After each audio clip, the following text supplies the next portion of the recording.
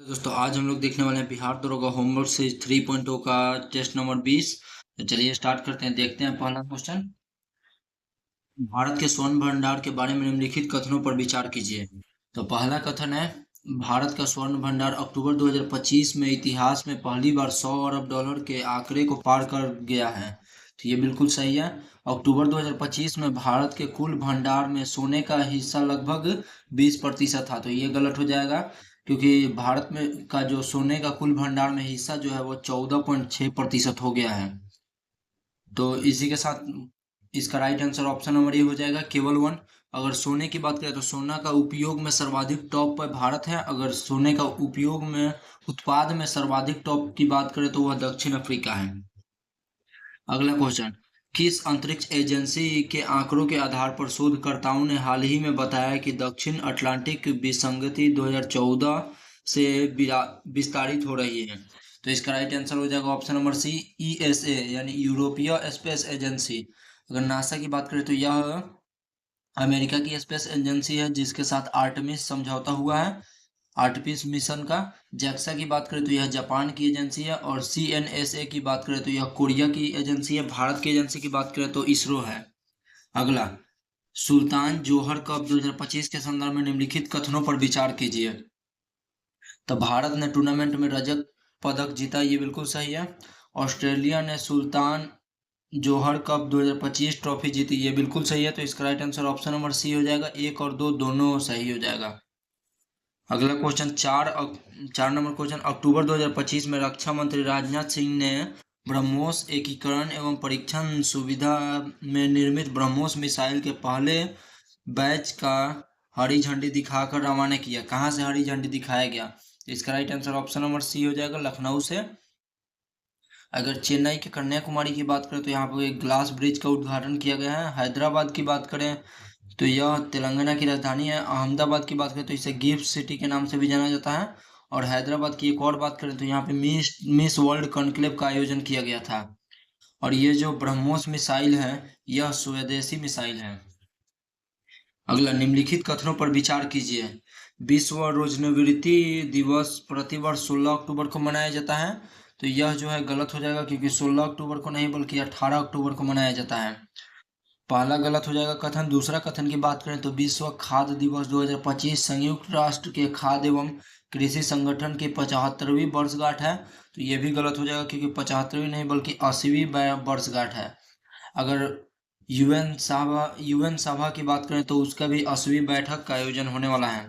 तो इसका right answer option number D हो जाएगा, नॉट वन नहीं टू।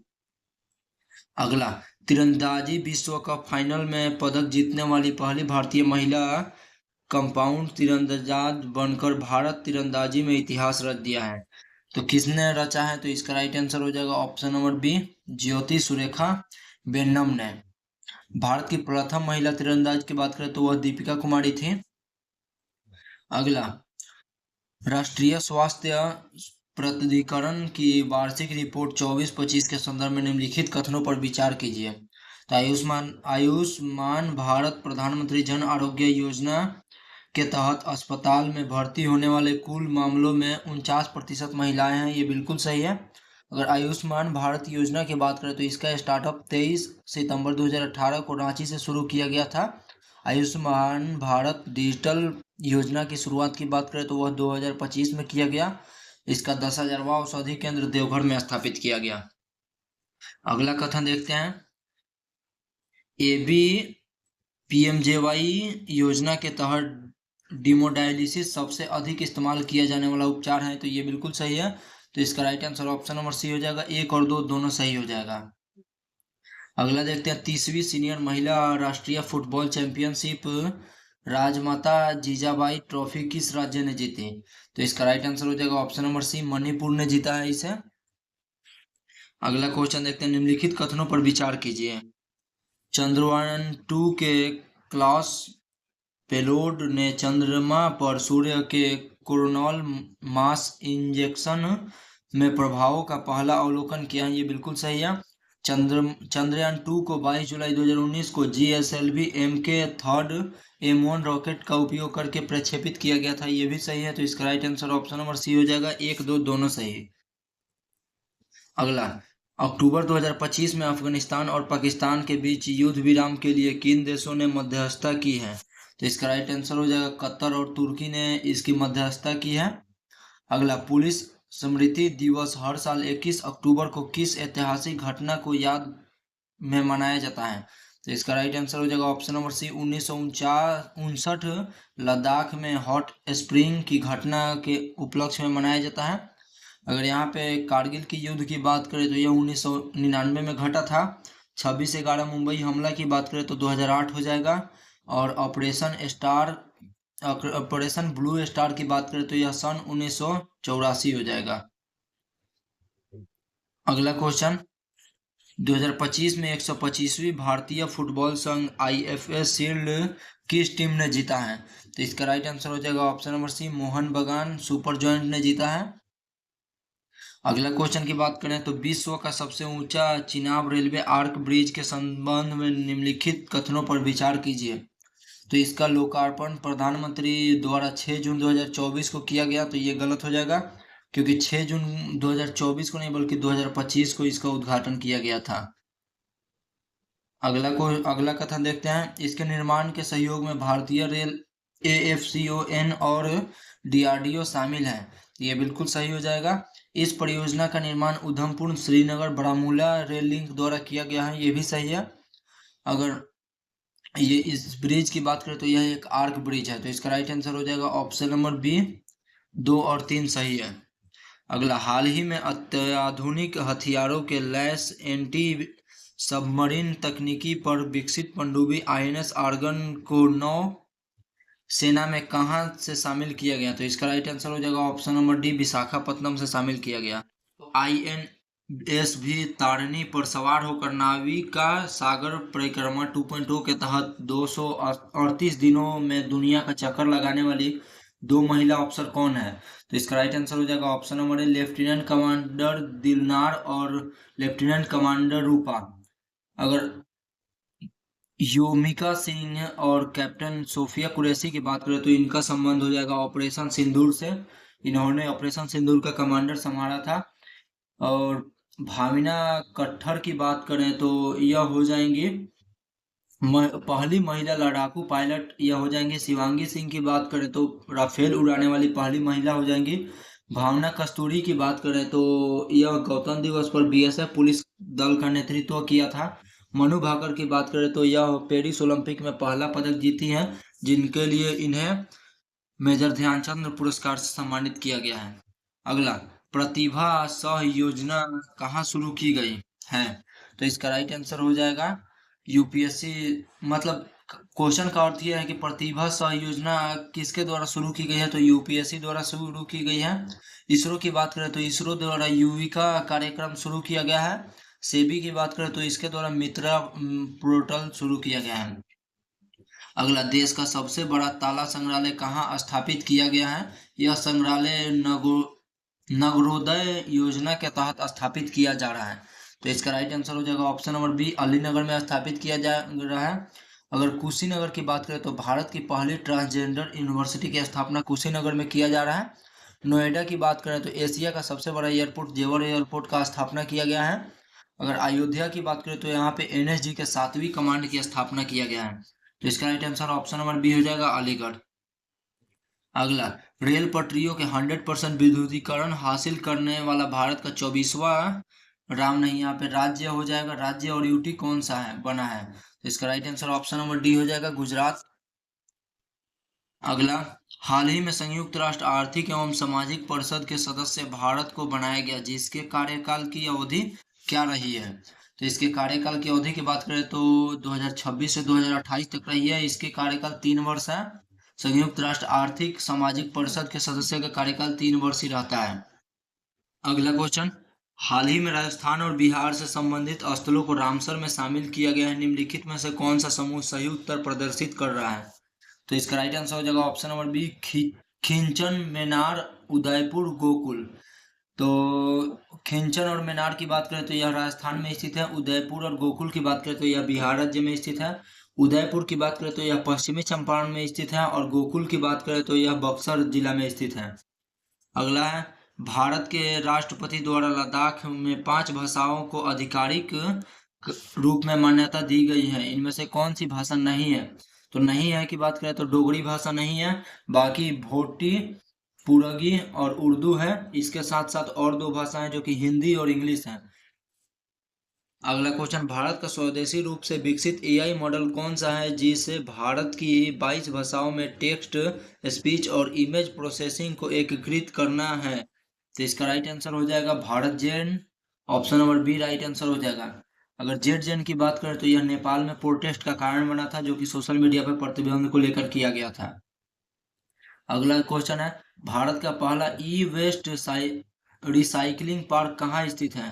तो इसका right answer option number D हो जाएगा, नई दिल्ली में स्थित है। अगर इंदौर की बात करें तो एयर क्वालिटी इंडेक्स में प्रथम स्थान पे है, और सूरत की बात करें तो यह एयर क्वालिटी में दूसरे स्थान पे है। अगला क्वेश्चन है, हाल ही में किस राज्य के उच्च न्यायालय ने सिंगल यूज प्लास्टिक बैन लगा दिया है? तो इसका right answer option number D हो जाएगा, केरल राज्य ने बैन लगाया है प्लास्टिक पे।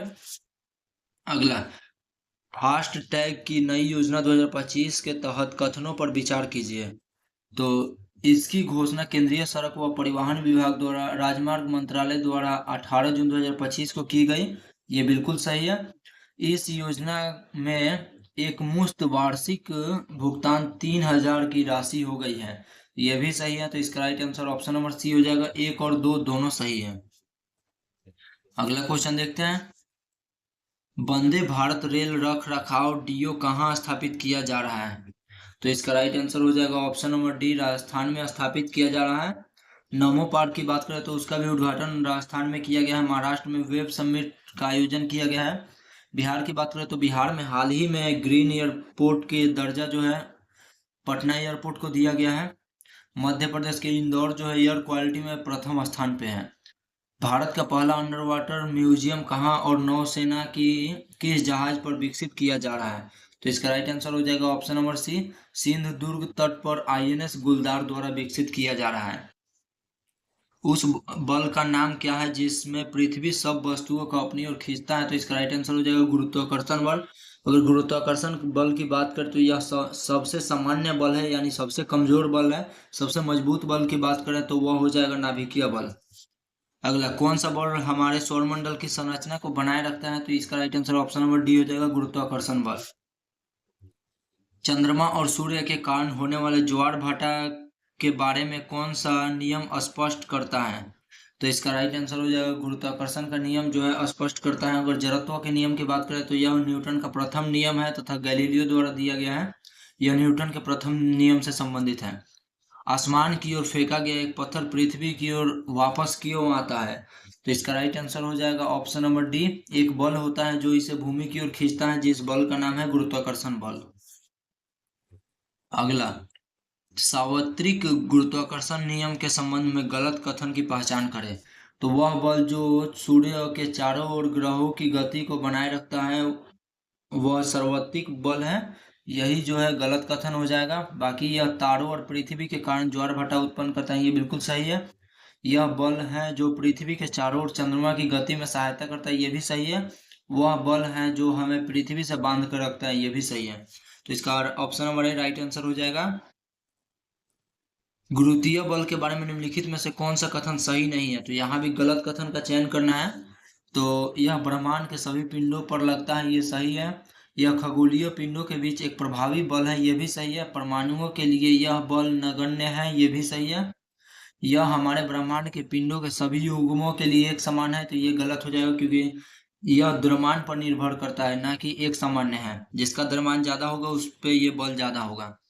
अगला, दो वस्तुओं के बीच की दूरी यदि दोगुना कर दिया जाए तो इन दोनों के बीच बल पर क्या प्रभाव पड़ेगा? तो गुरुत्वीय बल जो है 4 गुना से कम हो जाएगा, क्योंकि दूरी जो है बल के व्युत्क्रमानुपाती होता है। गुरुत्वाकर्षण के नियम किसके द्वारा प्रतिपादित किया गया है? तो इसका राइट आंसर हो जाएगा option number B, Isaac Newton द्वारा प्रतिपादित किया गया है। गैलीलियो की बात करें तो इनके द्वारा दूरबीन का आविष्कार किया गया है। अल्बर्ट आइंस्टीन की बात करें तो इनके द्वारा E=mc² का खोज किया गया था। विकल्पों में उल्लिखित तथ्य में से कौन सा गुरुत्वाकर्षण के सार्वभौमिक नियम द्वारा समझाया नहीं गया है? तो यहाँ पे भी गलत का चयन करना है, तो वह बल जो हमें धरती से बांधे रखता है, ये बिल्कुल सही है। ग्रहों के चारों ओर सूर्य की गति, ये गलत हो जाएगा। पृथ्वी के चारों ओर चंद्रमा की गति, ये बिल्कुल सही है। चंद्रमा और सूर्य के कारण ज्वार भाटा, ये भी सही है। अगला है, निम्नलिखित में से कौन से कथन गलत है? इसमें भी गलत कथन का चयन करना है। तो ए नंबर देखते हैं, चंद्रमा पर जी का मान पृथ्वी पर जी का मान के बराबर होता है, तो ये सही है। अगर देखिए यहाँ पे कैपिटल जी है तो उसका मान समान होगा, अगर स्मॉल जी रहता है तो उसका मान 1/6 हो जाता है। कैपिटल जी जो है एक सार्वभौमिक नियतांक है जिसका मान होता है 6.67 इंटू 10⁻11 न्यूटन मीटर प्रति केजी स्क्वायर। अगला बी नंबर कथन, एक दूसरे से 1 मीटर की दूरी पर रखी हुई दो वस्तुएं जिनके द्रव्यमान 2 किलोग्राम और 2 किलोग्राम है के बीच लागू होने वाला गुरुत्वाकर्षण बल 26.68 इंटू 10⁻11 न्यूटन है। ये जो है एक फार्मूला बेस्ड समीकरण है, ये भी सही है। न्यूटन के गुरुत्वाकर्षण का नियम प्रयोगशाला में ही मान्य है, तो ये गलत हो जाएगा, क्योंकि सिर्फ प्रयोगशाला में ही नहीं बल्कि इसे सामान्य जीवन में भी यह मान्य है। अगला है, बल दो वस्तुओं के बीच की दूरी के वर्ग के व्युत्क्रमानुपाती होता है, तो ये भी सही है। तो इसमें गलत कथन का चयन करना है, तो ऑप्शन नंबर सी हो जाएगा, केवल सी गलत। अगला जो है, निम्न में से किसने सबसे पहले यह निष्कर्ष निकाला कि निर्वात में सभी वस्तुएं समान त्वरण के साथ गिरती है और एक ही समय में जमीन पर पहुंचती हैं? तो 38 का राइट आंसर हो जाएगा option number C, Isaac Newton ने यह जो है निष्कर्ष निकाला था। गुरुत्वाकर्षण त्वरण का मान कितना होता है? तो गुरुत्वाकर्षण त्वरण की मान जो है 9.8 मीटर प्रति सेकंड स्क्वायर होता है। अगला जो है, गुरुत्वाकर्षण के बारे में सही कथन का चयन कीजिए।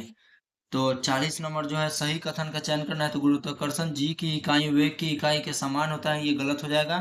गुरुत्वाकर्षण जी की इकाई घर्षण की इकाई के समान होता है, ये भी गलत हो जाएगा। गुरुत्वाकर्षण जी की इकाई त्वरण की इकाई के समान होता है, ये सही हो जाएगा। ऑप्शन नंबर सी इसका राइट आंसर हो जाएगा। बाकी द्रव्यमान के इकाई के समान होता है, ये भी गलत हो जाएगा। ऑप्शन नंबर सी इसका राइट आंसर हो जाएगा। अगला, समुद्र तल पर जब कोई भूमध्य रेखा से दोनों में से किसी भी ध्रुव की ओर जाता है तो मुक्त पतन त्वरण जी का मान बढ़ता है, इसका क्या कारण है? तो इसका कारण यही है कि पृथ्वी की त्रिज्या लगभग एक दीर्घवृत्ताकार है जिसमें भूमध्य रेखा त्रिज्या इसकी ध्रुवीय त्रिज्या की अपेक्षा 21 किलोमीटर अधिक है। अगला, निम्नलिखित में से किसने सबसे पहले यह निष्कर्ष निकाला कि निर्वात में सभी वस्तुएं समान त्वरण जी से गिरती हैं और समान समय पर भूमि पर गिरती हैं? इसका right answer option number D हो जाएगा, आइजैक न्यूटन ने निकाला था। अगला क्वेश्चन है, जी का मान। तो जी का मान पृथ्वी के केंद्र की ओर जाने पर कम होता है। ये जो है विषुवत रेखा पर अधिक होता है और ध्रुव पर कम होता है, ये गलत है, क्योंकि विषुवत रेखा पे कम होता है और ध्रुव पे अधिक होता है। ऑप्शन नंबर ए राइट आंसर हो जाएगा। अगला क्वेश्चन, अंतरिक्ष यान के अंदर अंतरिक्ष यात्री डॉट डॉट डॉट वजन महसूस करता है, मतलब कितना वजन महसूस करता है? तो ऑप्शन नंबर सी हो जाएगा, शून्य वजन महसूस करता है। अगला है, वह बिंदु जहां पर एक वस्तु का संपूर्ण भार डॉट डॉट डॉट कार्य करता है उसे कहा जाता है? तो द्रव्यमान का केंद्र कहा जाता है जहाँ पे संपूर्ण भार जो है कार्य करता है। अगला है, निम्नलिखित में से कौन सा चंद्रमा के गुरुत्वाकर्षण के बारे में सही है?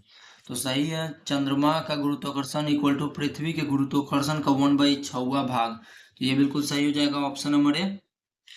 अगला क्वेश्चन, धरती की सतह पर मापने पर एक वस्तु या व्यक्ति का 55 का भार 60 न्यूटन है, तो चंद्रमा की सतह पर मापने पर इसका भार क्या होगा? तो 60 बटा इंटू 1/60 6 इक्वल टू 10 न्यूटन होगा, तो इसका ऑप्शन नंबर ए राइट आंसर हो जाएगा, 10 न्यूटन।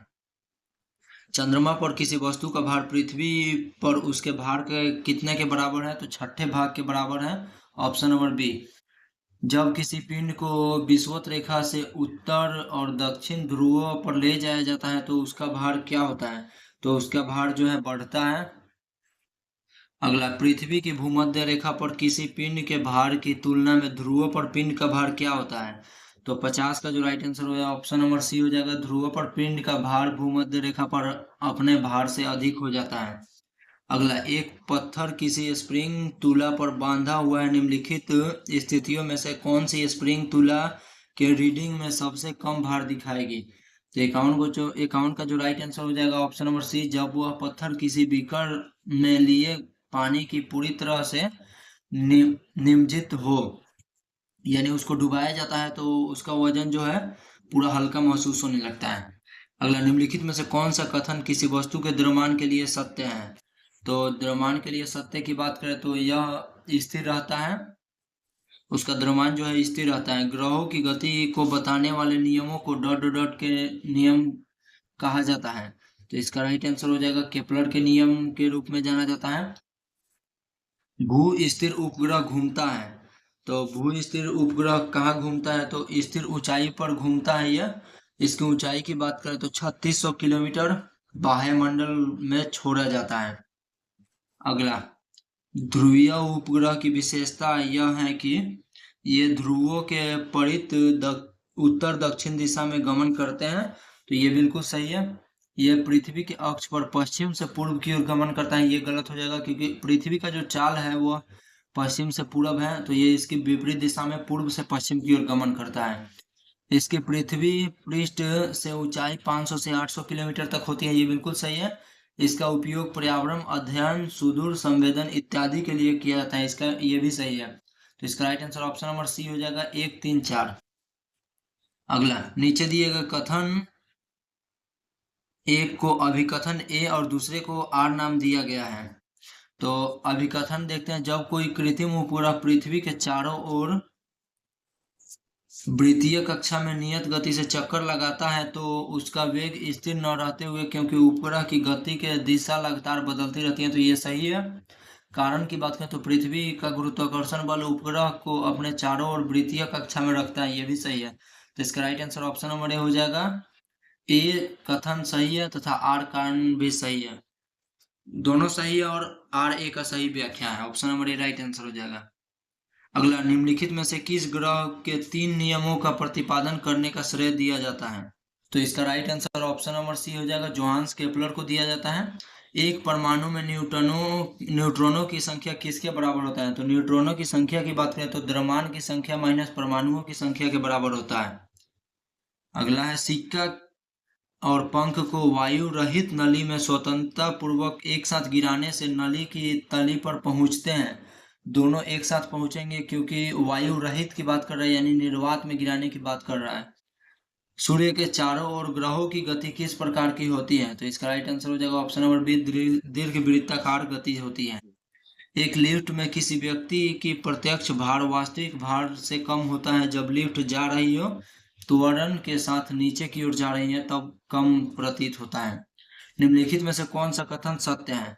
तो सत्य कथन का चयन करना है, तो यहाँ पे ध्रुवों पर जी का मान अक्षांशों से अधिक होता है। अगला जो है, निम्नलिखित में से किसे आधुनिक परमाणु सिद्धांत का जनक माना जाता है? तो आधुनिक परमाणु सिद्धांत का जनक की बात करें तो जॉन डाल्टन साहब को माना जाता है। निम्नलिखित इनमें प्रोटॉनों की तुलना में न्यूट्रॉन अधिक होते हैं। संख्या संगठन का निम्नलिखित में से कौन सा युग्म सही है?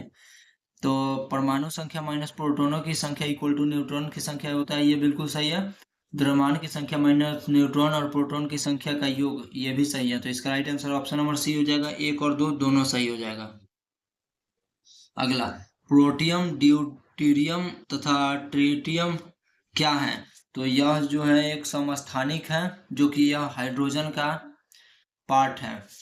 अगला, अपने सामान्य अर्थ वाले प्रतीकों से निम्न में से किसका उपयोग परमाणु द्रव्यमान इकाई को परिभाषित करने के लिए मानक के रूप में किया जाता है? तो इसका राइट आंसर हो जाएगा कार्बन 12 का उपयोग किया जाता है।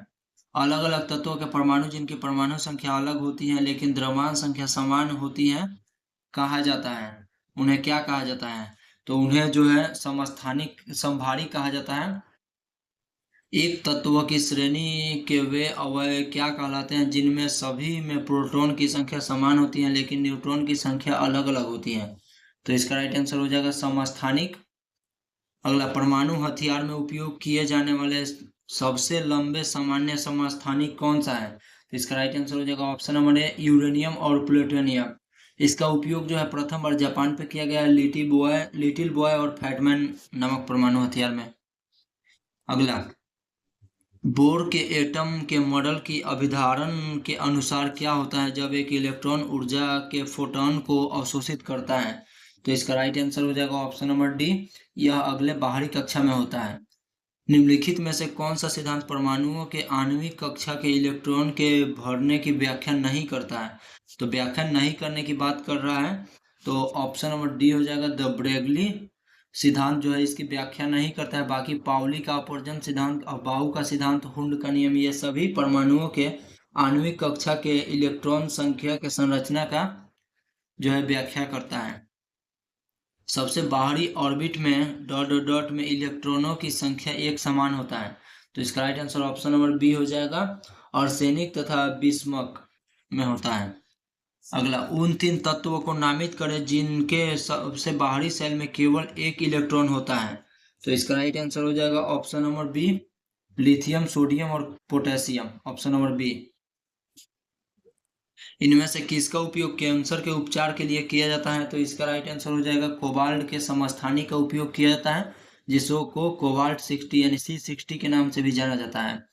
एक रेडियोधर्मी धातु जो केंद्रित ऊर्जा का एक प्रचुर स्रोत है और 1789 में खोज की गई थी, इसकी परमाणु संख्या 92 है, वह क्या है? तो वह यूरेनियम है, जो कि परमाणु में प्रयोग किया जाता है। तो आज का हमारा सेट समाप्त होता हुआ, मिलते हैं अगले सेट में, तब तक के लिए जय हिंद।